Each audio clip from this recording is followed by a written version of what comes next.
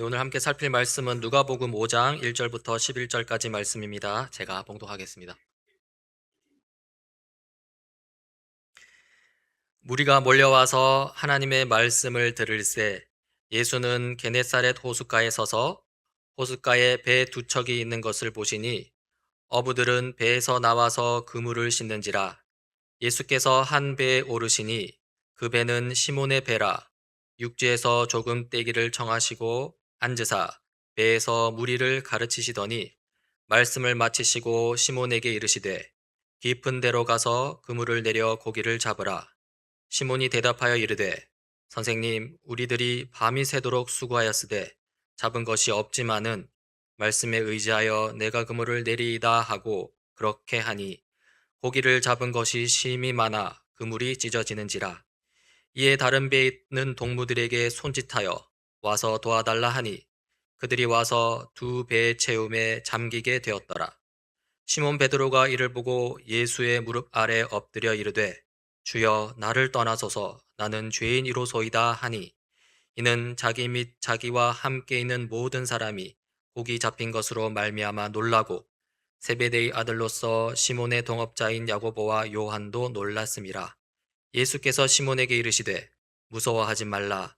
이제 후로는 네가 사람을 취하리라 하시니 그들이 배들을 육지에 대고 모든 것을 버려두고 예수를 따르니라.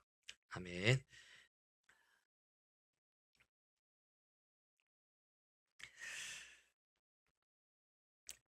세례를 받으시고 광야 시험을 통과한 예수님께서 이제 세례 요한이 감옥에 갇힌 뒤에 이제 본격적으로 그 구속 사역을 시작하십니다.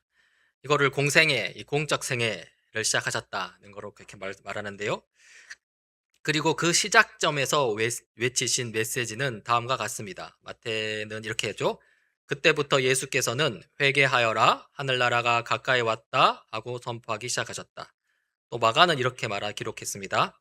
요한이 잡힌 뒤에 예수께서 갈릴리에 오셔서 하나님의 복음을 선포하셨다. 내가 찾다. 하나님의 나라가 가까이 왔다. 회개하여라. 복음을 믿어라. 지난주에 이 예수님의 이 첫 메시지를 직설법과 명령법이라는 이 문법을 중심으로 한번 살펴보았습니다. 직설법은 그냥 일어난 사실을 말하는 것이죠. 사실에 대한 선언입니다. 그러니까 하나님 나라가 가까이 왔다라는 것은 일어난 사실입니다. 우리 인간이 어떻게 통제할 수 있는 일이 아니라고 했습니다. 순전히 하나님께서 하신 일이고요. 그래서 은혜요 복음입니다. 한편 그 뒤에 명령법은 우리를 향한 요구겠죠.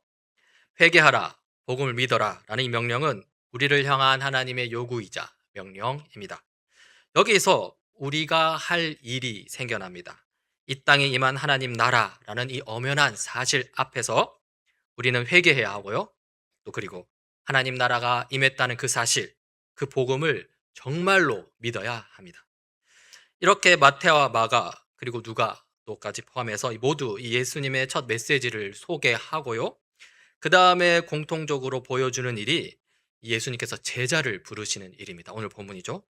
마태는 다음과 같이 기록하는데요. 먼저 시몬 베드로와 그의 동생 안드레를 부르십니다. 예수께서 갈릴리 바닷가를 걸어가시다가 두 형제 베드로라는 시몬과 그의 형제가 아닌 안드레가 그물을 던지고 있는 것을 보셨다. 그들은 어부였다. 예수께서 그들에게 말씀하셨다. 나를 따라오너라. 나는 너희를 사람을 낚는 어부로 삼겠다. 그들은 곧 그물을 버리고 예수를 따라갔다. 그리고 다음으로 예수님은 야고보와 그의 동생 요한을 부르십니다. 거기에서 조금 더 가시다가 예수께서 다른 두 형제 곧 세베대의 아들 야고보와 그의 동생 요한을 보셨다. 그들은 아버지 세베대와 함께 배에서 그물을 깁고 있었다. 예수께서 그들을 부르셨다. 그들은 곧 배와 자기들의 아버지를 놓아두고 예수를 따라갔다. 이 마가복음 기록은 지금 읽은 마태복음과 거의 유사합니다. 하지만 누가복음은 좀 다릅니다. 좀 더 이렇게 자세하게 기록을 하는데요. 오늘은 이 누가복음을 중심으로 좀 살펴보고자 합니다. 누가복음 5장 1절입니다. 예수께서 게네사렛 호숫가에 서 계셨다. 그때 무리가 예수께 밀려와 하나님의 말씀을 드렸다. 이 성경 구절에 나오는 이 게네사렛 호숫가는 갈릴리 호숫가를 말합니다. 어디서는 마태복음은 갈릴리 바닷가라고 그랬는데 워낙 크니까 바다다 이렇게 표현하기도 합니다. 이때 보면 이미 많은 사람들이 예수님에 관한 소문을 들었고요. 예수님의 가르침을 듣기 위해서 모여들고 있습니다. 그러니까 무리가 예수께 밀려와라고 하고요. 또 하나님의 말씀을 들었다고 하죠. 이렇게 많은 사람들이 예수님의 말씀을 듣기 위해서 모인 이유는요. 이 앞장 누가복음 4장을 보면 알 수 있습니다. 거기서 악한 귀신이 이 예수님을 알아보았고요. 예수님은 그 귀신을 쫓아내십니다. 자세한 기록은 이렇습니다. 그때 그 회당에 악한 귀신의 영이 들린 사람이 하나 있었는데 그가 큰 소리로 이렇게 외쳤다. 아, 나사렛 예수님, 왜 우리를 간섭하십니까? 우리를 없애려고 오셨습니까? 나는 당신이 누구인지 압니다. 하나님께서 보내신 거룩한 분입니다. 예수께서 그를 꾸짖어 말씀하셨다. 입을 닥치고 그 사람에게서 나가라. 그러자 귀신이 그를 사람들 한가운데다가 쓰러뜨려 놓고 그에게서 떠나갔는데 그에게 상처는 입히지 않았다. 이렇게 되니까 사람들이 놀랍니다. 그 다음 구절입니다. 사람들이 모두 놀라서 서로 말하였다. 이 말이 대체 무엇이냐? 그가 권위와 능력을 가지고 악한 귀신들에게 명하니 그들이 떠나가는구나. 그리하여 예수의 소문이 그 근처 모든 곳에 퍼졌다. 이렇게 예수님의 소문이 근처에 다 퍼지게 되고요. 이렇게 해서 예수님의 말씀을 듣기 위해서 수많은 사람들이 모여든 것이죠. 그런데 많은 사람들, 이렇게 무리들과 별개로 자기 생업에 열심인 사람이 있습니다. 그들은 어부였는데요. 예수님께서 그들을 보셨습니다. 5장 2절입니다. 예수께서 보시니 배 두 척이 호숫가에 되어 있고 어부들은 배에서 내려서 그물을 씻고 있었다. 이 어부들도 예수님의 소문을 물론 들었을 것입니다. 하지만 어부들은 자기들의 일에 바쁩니다. 고기잡이에 바쁘고요. 또 몇 차례 그물질을 끝내고 이제 무트로 올라와서 그물을 손질하고 있습니다. 그리고 예수님께서 이 어부들을 보신 것이죠. 그리고 그들에게 다가가시고요. 그들 중 한 명의 배에 오릅니다. 예수께서 그 배 가운데 하나인 시몬의 배에 올라서 그에게 배를 무태서 조금 떼어 놓으라고 하신 다음에 배에 앉으시어 무리를 가르치셨다. 이 시몬 베드로의 배에 올라타셨죠. 그런데 여러분, 여기서 우리가 좀 질문을 해야 됩니다. 시몬 베드로는 이때 예수님을 처음 본 게 아니기 때문에 그렇습니다. 앞선 누가복음 4장, 지금 여기는 5장인데 그 4장에 보면 그렇습니다. 4장에 이런 내용이 기록되어 있습니다. 예수께서 회당을 떠나서 시몬의 집으로 들어가셨다. 그런데 시몬의 장모가 심한 열병으로 앓고 있어서 사람들이 그 여자를 두고 예수께 청하였다. 예수께서 그 여자에게 다가서서 굽어 보시고 열병을 꾸짖으셨다. 그러자 열병이 물러가고 그 여자는 곧 일어나서 그들에게 시중을 들었다. 그러니까 누가복음 4장에서 앞서서 예수님께서 귀신을 쫓아내신 것뿐만 아니라 이 시몬 베드로의 장모의 열병을 고쳐주시기도 한 것이죠. 그러니까 시몬 베드로는 지금 이미 예수님을 만났고요. 이미 예수님의 능력을 보았고요. 이미 자기 집에서 그 은혜를 경험한 사람입니다. 그런데 그 다음 누가복음 5장 여기서 수많은 사람들이 예수님의 말씀을 듣고자 모여들 때 어쩌면 가장 앞에서 예수님의 말씀을 듣고자 해야 할 베드로가 그렇게 하지 않고 있다는 것이죠. 그때 시몬은 자기 일에 바빴고요. 예수님을 따르는 많은 사람들을 그냥 흘끗 그냥 이렇게 쳐다보기만 할 뿐이었습니다. 그리고는 자기 일에 그물 정리에 몰두한 것이죠. 그런 베드로를 향해 예수님께서 오신 것입니다. 그리고 시몬 베드로의 배에 올라타시고서는 그 배 위에서 무리를 향해 가르침을 행하신 것입니다. 이렇게 가르침을 마치신 후 예수님께서 베드로에게 명령하십니다. 5장 4절입니다. 예수께서 말씀을 그치시고 시몬에게 말씀하셨다. 깊은 데로 나가 그물을 내려서 고기를 잡아라. 이미 예수님을 알고 있던 시몬 베드로가 예수님의 말씀을 듣는데요. 듣기는 하지만 그러나 전적으로 예수님을 신뢰하는 정도는 아닌 것 같습니다. 이렇게 대답합니다. 5절입니다. 시몬이 대답하였다. 선생님, 우리가 밤새도록 애를 썼으나 아무것도 잡지 못했습니다. 그러나 선생님의 말씀을 따라 그물을 한번 내려보겠습니다. 삶에 지친 베드로입니다. 참으로 그렇습니다. 밤새 그물을 쳤지만 물고기 한 마리 잡지 못했고요. 장모의 열병을 고쳤다 한들 이 먹고 사는 문제는 지속되고요. 지난밤 헛수고는 그 무엇보다도 먼저 와닿는 이 냉혹한 현실입니다. 베드로는 지친 몸과 마음, 기대가 별로 없습니다. 그래도 장모의 열병을 고치신 분이기 때문에 그 권위를 어느 정도 인정하는 마음으로 예수님의 말씀을 따릅니다. 깊은 데로 가서 그물을 내리는 것이죠. 그리고는 우리가 알다시피 놀라운 일이 벌어졌습니다. 배 한 척으로는 감당하지 못할 정도로 많은 물고기가 잡힌 것이죠. 6절, 7절입니다. 그런 다음에 그대로 하니 많은 고깃대가 걸려들어서 그물이 찢어질 지경이었다. 그래서 그들은 다른 배에 있는 동료들에게 손짓하여 와서 자기들을 도와달라고 하였다. 그들이 와서 고기를 2배에 가득히 채우니 배가 가라앉을 지경이 되었다. 이 베드로에게 가장 중요한 것은요, 장모의 열병 치유와 같은 그런 특별한 일이 아니었습니다. 물론 그 일도 큰 사건입니다. 하지만 그런 특별하고 놀라운 일이 지나고 나면 그를 맞이하는 것은 일상입니다. 그가 매일 살아야 했던 일상이 그에게는 더 큰 것이었습니다. 그날 밤 그는 그 일상에서 실패를 경험했고요. 물고기 한 마리도 잡지 못했으니까요. 그리고 지친 마음, 흐린 눈, 이 수동적인 태도로 자기에게 오신 예수님을 응대했습니다. 별 기대 없습니다. 그런데요, 그 삶의 자리에서 놀라운 일을 경험하게 된 것입니다. 앞서서 베드로는 예수님을 두고 선생님이라고 부르면서 한번 그물을 던져보겠습니다 라고 하는데요, 이제는 주님이라고 부릅니다. 8절입니다. 시몬 베드로가 이것을 보고 예수님의 무릎 앞에 엎드려서 말하였다. 주님, 나에게서 떠나 주십시오. 나는 죄인입니다.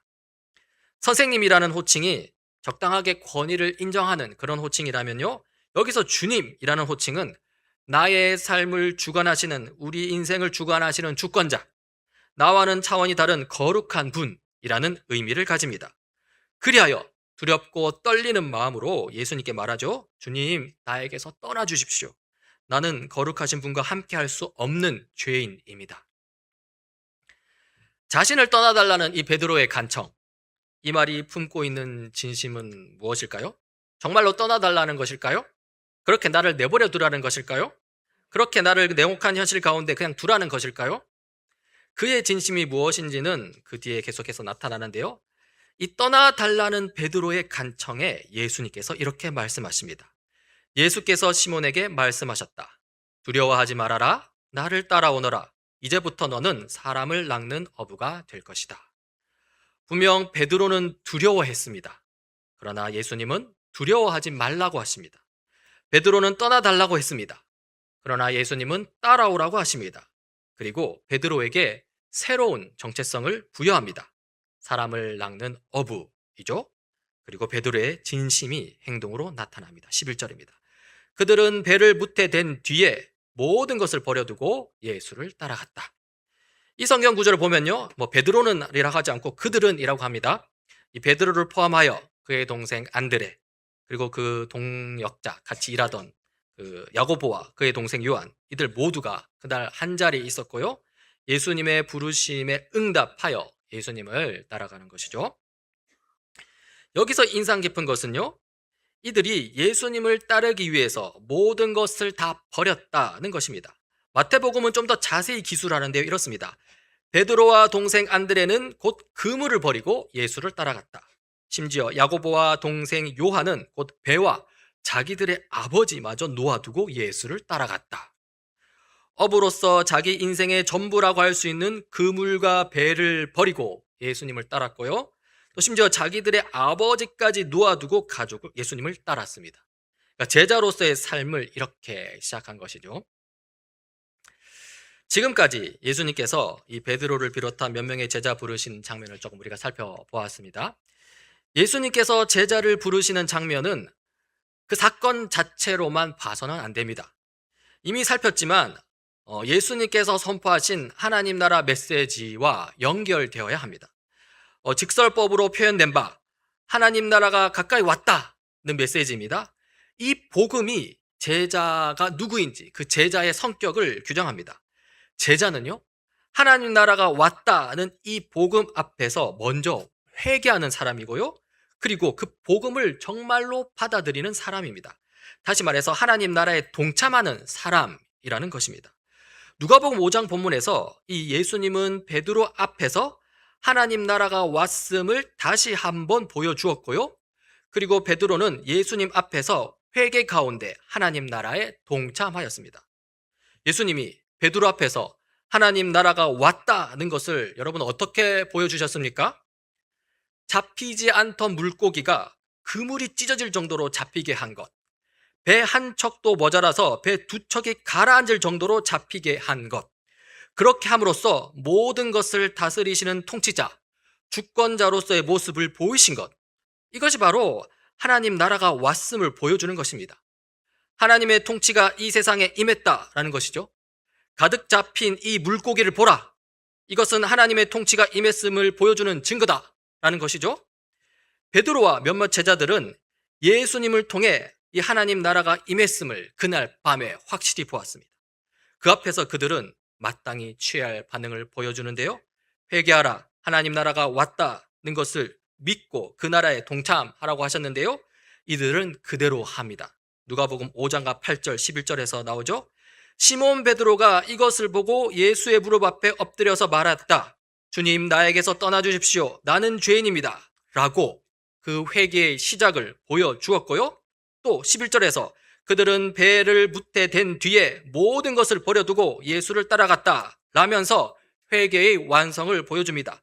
하나님 나라이신 예수님을 따라감으로써 하나님 나라라는 복음에 동참함으로써 복음을 정말로 믿고 있다는 것을 온몸으로 보여준 것이죠. 누가복음 5장 이 예수님께서 제자를 부르시는 장면을 해석하면서 피해야 할 해석 적용을 좀 먼저 말씀드리고자 합니다. 오늘 본문을 보면 이런 장면이 나온 거죠. 예수님께서 베드로의 배에 오르시고요. 거기서 베드로에게 깊은 데로 가서 그물을 내리라고 하시죠. 베드로는 예수님의 명령에 순종하여 깊은 데로 가서 그물을 내립니다. 그렇게 하자 그물이 터질 정도로 많은 물고기가 잡힙니다. 이걸 보고 다음과 같이 이렇게 해석 적용을 하면 안 됩니다. 이런 거죠. 우와, 베드로가 지쳐서 힘든 와중에도 예수님의 명령에 순종하여 깊은 데로 가서 그물을 내렸더니 물고기가 많이 잡혔구나. 우리도 끝까지 포기하지 않고 예수님의 명령에 순종하면 물고기를 많이 건질 수 있을 거야. 세상 사람들이 부러워할 만큼 축복을 받을 수 있을 거야. 이러면서 자기 나름의 순종의 행위를 보여주는 것입니다. 하나님 보시기에 기뻐할 만한 일들을 행하는 것입니다. 가령 이웃에게 선을 베풀거나 교회를 위해 헌신합니다. 사실 이웃들에게 선을 베푸는 것, 교회를 위해 헌신하는 것, 참으로 하나님 보시기에 기뻐할 만한 일들입니다. 하지만 그 중심 동기가 문제입니다. 우선순위는 하나님을 기쁘시게 하려고 순종하는 것이 사실 아니죠. 그것보다는 내가 이 세상에서 축복을 누리기 위해서 순종하는 것입니다. 베드로처럼 순종하면 베드로처럼 많은 물고기를 잡을 수 있을 거야. 생각만 해도 기쁘군. 이런 것입니다. 사실상 하나님의 영광을 추구하기보다는 나의 뜻을 더 추구하는 것입니다. 내가 잘 되기 위해 하나님을 도구화하는 것입니다. 더 적나라하게 표현하자면 나의 야망을 위해 하나님을 종처럼 부리는 것입니다. 하지만 누가복음 5장 본문은 전혀 그런 것을 이야기하지 않습니다. 베드로는 예수님의 말씀에 순종하였고 그렇게 해서 물고기를 많이 잡긴 했습니다. 그래서 베드로가 어떻게 했답니까? 그 물고기를 팔아서 풍족한 생활을 즐겼다고 합니까? 전혀 그렇지 않습니다. 오히려 베드로는 그 일이 일어나자마자 모든 것을 버렸습니다. 물고기도 버리고 그물도 버리고 배도 버렸습니다. 그리고는 예수님을 따라갔습니다. 세상 욕심 버리고 예수님의 제자로서 살겠다고 헌신한 것이죠. 그러니까 이 본문을 읽고서 예수님의 말씀에 순종하면 세상에서 축복을 누릴 수 있을 거야 라고 해석 적용하면 이것은 하나님의 뜻을 온전히 이해한 것이 못 됩니다. 그런 해석 적용은 하나님 뜻이 아니라는 것이죠. 오히려 하나님의 뜻은요, 너의 욕심을 버리고 예수님만 따르라는 것입니다. 제자가 되라는 것입니다. 자, 그래서 베드로처럼 물고기도 포기하고 그물도 버리고 배도 버리고 예수님만 따르고자 하는데요, 여기서 우리의 고민이 시작됩니다. 도대체 어디까지 버려야 하는가? 보시죠. 베드로가 그물을 버린 것처럼 나도 내가 가진 기술과 직장을 버려야 하는가? 하는 의문이 듭니다. 또 다른 제자 야고보가 자기 아버지를 두고 떠난 것처럼 나도 내 가족을 떠나야 하는가? 그런 의문이 듭니다. 어떻게 해야 될까요? 이 지점에서 우리는 이 제자란 누구인지 좀 올바르게 정의 내릴 필요가 있습니다. 오늘 본문에서 제자는요, 아주 쉽게 말해서 예수님을 따르는 자입니다. 예수님께서 나를 따르라 라고 말씀하셨고요. 그들은 예수님을 따릅니다. 예수님을 따라다니면서 예수님의 가르침을 듣고 예수님의 삶을 배우는 것이죠. 그렇게 제자로서 삶을 사는 것이죠. 그러니까 제자의 기본적인 사항은 예수님을 따르는 것입니다. 육체를 입으신 예수님이기 때문에 예수님을 따라다니려면 어쩔 수 없이 그물도 버려야 하고 배도 버려야 하고 가족도 떠나야 합니다. 자, 그러면 이것을 오늘날 우리 상황에 한번 적용해 봅시다. 제자는 예수님을 따르는 자라고 했는데요. 오늘날 우리는 어떻게 예수님을 따를 수 있겠습니까? 그 옛날 베드로처럼 예수님을 따를 수 있겠습니까? 그렇게는 못합니다. 왜냐하면 예수님은 이제 더 이상 몸을 입고 이 땅에 계시지 않기 때문입니다. 지금 예수님은 부활하시고 승천하셨습니다. 그렇죠? 그러면서 지금 하나님 보좌 우편에 계시죠? 오늘날 예수님은 더 이상 예전 베드로 때처럼 몸을 입은 형태로 우리와 함께 하시지 않습니다. 그래서 우리는 베드로와 다른 제자들처럼 그들이 그랬던 것처럼 예수님을 따라다닐 수 없습니다. 그러면 오늘날 우리는 누구를 따라야 할까요? 누구겠습니까? 바로 예수님이 보내신 성령님을 따라야 합니다. 요한복음 14장 15절에 이런 말씀이 있는데요. 이렇습니다. 예수님입니다. 내가 아버지께로부터 너희에게 보낼 보혜사, 곧 아버지께로부터 오시는 진리의 영이 오시면 그 영이 나를 위하여 증언하실 것이다. 이 성령을 가리키는 거겠죠? 보혜사, 곧 아버지께서 내 이름으로 보내실 성령께서 너에게 모든 것을 가르쳐 주실 것이며 또 내가 너에게 말한 모든 것을 생각나게 하실 것이다. 내가 아버지께 구하겠다. 그리하면 아버지께서 다른 보혜사 성령을 너에게 보내셔서 영원히 너희와 함께 계시게 하실 것이다. 그러니까 예수님께서 이 땅을 떠나 승천하신 이후로 이제 우리와 함께 하시는 분은 성령 하나님이십니다. 그리고 오늘날 제자는 누구냐 하면요, 바로 성령 하나님과 함께 하는 사람이라고 할 수 있습니다. 성령 하나님은 영으로서 우리와 함께 하십니다. 몸을 입으신 예수님 당시 제자와는 좀 상황이 다르죠? 따라서 우리는 예수님 당시 제자들과는 달리 우리의 직업을 버리지 않아도 됩니다. 직업을 가진 채로 성령 하나님과 동행할 수 있기 때문입니다. 우리는 예수님 당시 제자들과 달리 가족을 버리지 않아도 됩니다. 가족과 함께 성령 하나님과 동행하는 삶을 살 수 있기 때문입니다. 좀 더 근본적으로 하나님 나라가 가까이 왔다라는 이 복음 앞에서 제자는 하나님 나라에 동참하는 자라고 정의를 내릴 수 있고요. 그리고 예수님 당시 제자들이 예수님을 따라다니는 것은요, 하나님 나라에 동참하기 위해서였고요. 그리고 그 당시에는 하나님 나라의 현신이라고 할 수 있는 예수님을 따라다니는 게 필요했습니다. 그러나 오늘날 제자들, 우리 그리스도인들은 성령 하나님과 동행하면서 우리 삶의 자리에서 하나님 나라에 동참할 수 있다는 것이죠. 그러면서 우리의 직업을 일터를 버리는 게 아니라 오히려 우리 직업 영역에서 일터에서 하나님의 통치, 하나님 나라가 이루어지도록 하는 것이고요. 가족을 떠나는 게 아니라 오히려 이 가정 안에서 하나님 나라가 이루어지도록 애쓰는 것입니다. 우리가 자주 사용하는 말로 이것은 삶의 예배고요. 이것이 바로 오늘날 예수님의 제자들이 살아야 할 삶의 방식이라는 것입니다. 다 버리지 않아도 된다고 하니 안심이 될 수 있는데요. 하지만 사실 이게 더 어려운 생활 방식일 수 있습니다. 다 버리고 그냥 따라다니기만 하면 차라리 쉬울 수 있다는 것이죠. 우리 삶의 자리에서 하나님의 통치를 구현하는 것, 오늘을 사는 우리 그리스도인 제자들에게 주어진 이 사명이 훨씬 더 어려울 수 있다는 것입니다. 그리고 이 지점에서 우리가 경계하고 한번 되새겨야 할 점이 하나 있습니다. 예수님 당시 제자들과 오늘날 우리의 상황이 다르기 때문에 우리는 직업을 버리지 않고 가족을 떠나지 않아도 된다고 했고요. 그러면서 직업 영역과 가족을 통해서 하나님 나라를 오히려 드러낸다고 했는데요. 그러면서 자칫 우선순위가 뒤바뀌는 걸 조심해야 합니다. 예를 들어서 얼마 전에 말씀드린 것처럼 한 예입니다. 우리에게는 두 가지 예배가 있습니다. 하나는 평일, 삶의 예배가 있고요. 다른 하나는 주일, 공예배가 있습니다. 어떤 그리스도인이 자기 자신은 평일 삶의 예배를 제대로 드린다고 한다면요. 그때 정말 삶의 예배를 제대로 드리고 있는가 분별할 수 있는 기본적인 사항 중에 하나가 뭐냐면 그가 주일 공예배에 충실하게 참여하고 있는가입니다. 물론 피치 못할 상황이 있습니다. 그래서 주일 공예배를 빠질 수밖에 없을 때가 있습니다. 그런 경우를 제외하고 평소에 주일 공예배를 가볍게 여기면서 평일 삶의 예배를 제대로 드리겠다고 한다면요. 실제적인 측면에서 그 말은 지켜지기가 사실 매우 어렵습니다. 기초가 제대로 다져지지 않았는데 그 위에 건실한 건물을 세우겠다는 셈인데요. 불가능한 일은 아닙니다. 하지만 정말 쉽지 않습니다. 우리는 개인이 아닙니다. 우리는 공동체로 부르심을 받은 교회입니다. 함께 찬양하고 기도하는 시간이 필요합니다.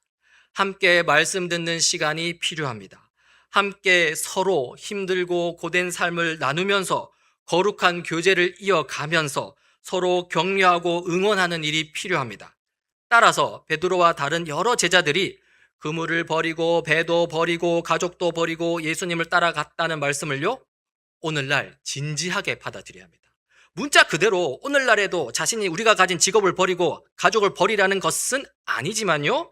하지만 그 시급성, 그 우선성은 분명하게 우리가 좀 챙겨야 합니다. 누가복음 14장에 이런 말씀이 있습니다. 누구든지 내게로 오는 사람은 자기 아버지나 어머니나 아내나 자식이나 형제나 자매뿐만 아니라 심지어 자기 목숨까지도 미워하지 않으면 내 제자가 될 수 없다. 누구든지 자기 십자가를 지고 나를 따라오지 않으면 내 제자가 될 수 없다. 우리 모두는 제자가 되어야 하고요. 참된 제자는요, 하나님을 자기 삶의 최우선 순위로 둡니다. 만약 하나님보다 가족을 우선순위에 두게 된다면요, 그는 예수님을 섬기는 제자가 아니라는 것이죠. 만약 하나님보다 내 직업을 우선순위에 두게 된다면요, 그런 사람은 예수님의 제자가 될 수 없다는 것입니다. 교우 여러분, 다시 말씀드리지만 가정과 일터를 버리라는 것이 아닙니다. 예수님이, 성령님이, 삼위 하나님이 우리 삶의 최우선이 되어야 합니다. 그 기초 위에서 우리 가정이 하나님 나라가 되도록 애쓰고요, 우리 일터에 하나님의 통치가 드러나도록 힘써야 합니다. 이것이 바로 오늘날 제자의 삶입니다. 결코 쉽지 않은 삶인데요. 이제 말씀을 좀 마무리하고자 합니다. 제자로서 성령 하나님과 동행하면서 하나님 나라에 동참하는 것, 이것은 힘들기만 한 일, 괴롭기만 한 일이 아닙니다. 오히려 참된 제자에게는 참된 샬롬을 주는, 참된 평강을 주는 일입니다. 베드로가 그랬습니다. 그물이 터지도록 물고기가 잡히는 그 광경, 하나님의 통치가 실현되는 그 광경 앞에서 베드로는 두려움에 빠졌고 스스로를 비참하게 여겼습니다. 죄인이라고 했습니다. 그래서 예수님 보고 떠나가 달라고 했습니다. 하지만 그때 예수님은 베드로의 진정한 필요를 보셨습니다. 두려움과 비참한 가운데 있는 베드로에게 두려워하지 말라고 말씀하셨습니다.